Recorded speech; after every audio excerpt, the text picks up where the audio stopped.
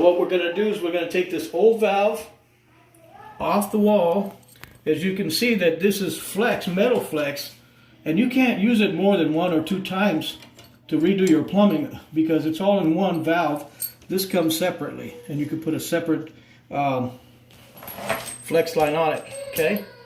I never liked these, but they work once, and I don't trust them, so plus they're leaking. So what we're going to do is we're going to replace this valve with this. Here's the trick on this. You got to make sure that the threads on this one is the same threads on that one, okay? Because sometimes they'll come in coarse. They're not so fine thread. This is a fine thread. So what I'll do is I'll make sure that's the case so I don't have to change out this part and this part. Okay, so now what we're going to do is we're going to take this and I'll show you a trick on how to do the Teflon tape. So I'll hold the Teflon tape. You always go and go, so if the threads are going this way, this valve's going to tighten this way. The nut's going to tighten this way. Okay, so we're going to go the same way that the threads are, but I'm going to hold it back 2 threads from putting any kind of Teflon on it, because what's going to happen here is if you put Teflon on the whole thing, because they're such fine threads, this back nut here is liable to run over these threads. But this way, if you leave it no Teflon on it, what happens is you get the Teflon right where you need it, down closer to this, and you got Teflon on it. So you'll see what I'm talking about once we get to changing it. And then you want to make sure that the valve is down, off, just in case water comes out. Now you're going to have to watch me change this.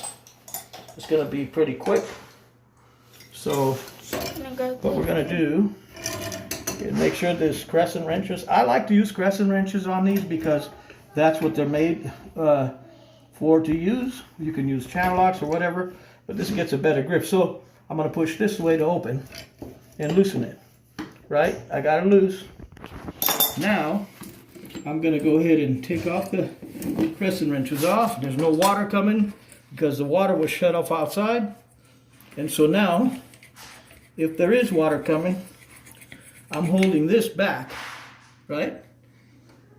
Pushed in, okay?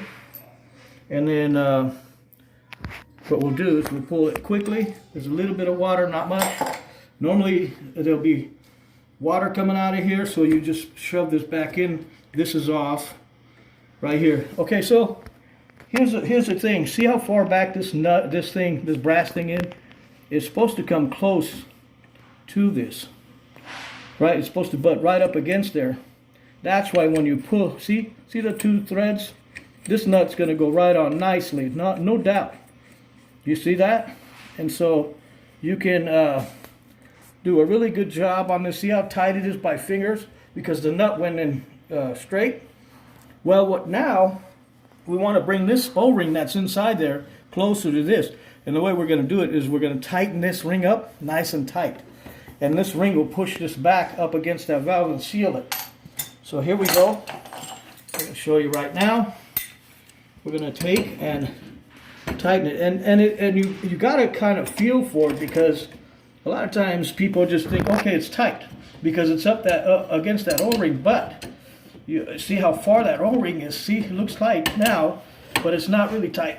So you got to go real hard here. In fact, I need to get in position to make sure that this is nice and tight. So I'm going to go and say this.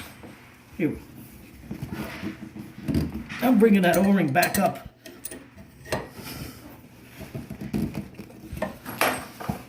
Don't take no chances with this, because a little valve can flood a big place. So now, I guarantee you, that is not going to leak. Okay, so we learned this is a separate supply line, so it's really going to be easier to take off and replace if you have to. You don't have a one valve and flex line system. See this thing, how easy it bends and it kinks? It'll probably spring a leak there. Did you turn it off?